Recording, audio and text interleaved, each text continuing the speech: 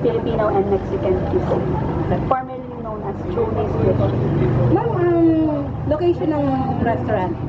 Station 1, Balabag, Boracay. So, anong specialty ninyo dito? Ano yung mga best sellers natin?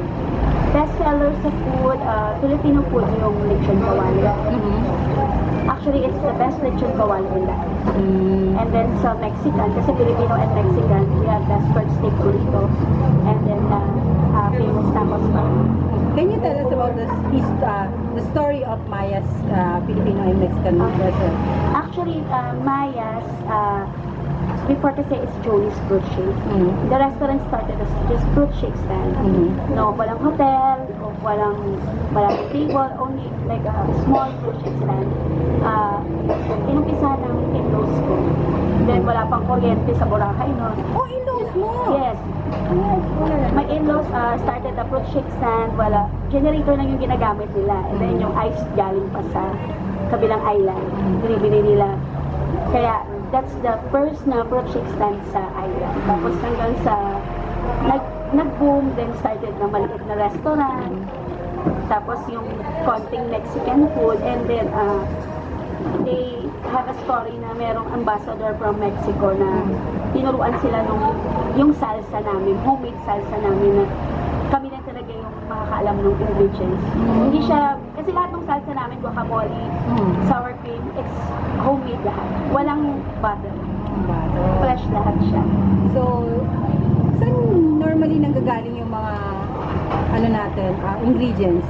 Yung mga seafood natin? Seafood namin, it's aklan, basically, but pero pag minsan walang stock, rojas. And then we make it a point na palagi siyang fresh talaga. Lahat na quality control talaga yung food. Kasi yung executive chef namin, yung youngest ng unang chef too, hands-on talaga siya sa kitchen. Na lahat ng food, talagang quality control, ang ilalabas yung talagang standard ng production. So ano yung, ano merong kakaiba dito sa Maya's na hindi nila makikita sa ibang resto? Besides sa ang ganda-ganda ng view ng diba? Parang, kasi sabi nga nung iba namin na guest na kung dadaan lang sila dyan, hindi nila malalaman how hospitable are we sa guests namin, na nag-serve kami with a heart, na talagang polite sa guests namin, and then sa ambience pa lang, bawin-bawin na, kahit na tinignan mo pa lang yung food, hindi lang sa tingin masarap yung food. Pag tinikman mo, masarap siya talaga.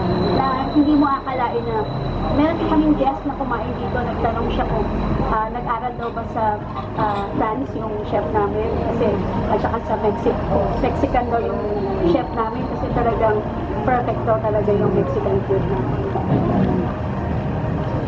May question? Question?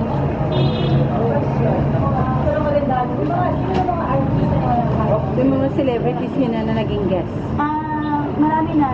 Pareto sisters. Oo. Actually, bago magka-hotel si Sir Ronald Simpson. No, dito siya palagi.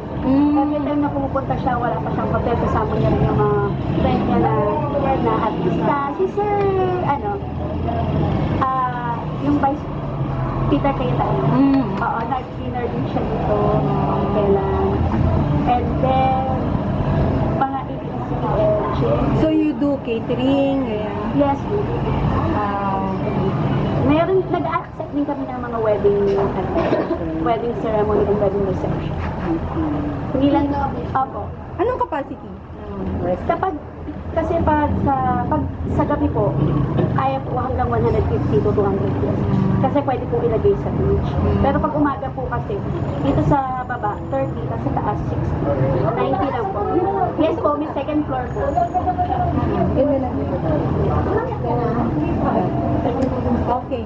Miss Len, last invite my readers, location and contact number in case mapapareserve nila. Okay, sa lahat po na support kay ma'am, nagpa-follow. Please do visit us at Maya's Filipino and Mexican Cuisine, Station 1, Boracay. Contact number 036-288-6325. So you can follow us at our Facebook page, Maya's Filipino and Mexican Cuisine, and Instagram, Maya's Boracay.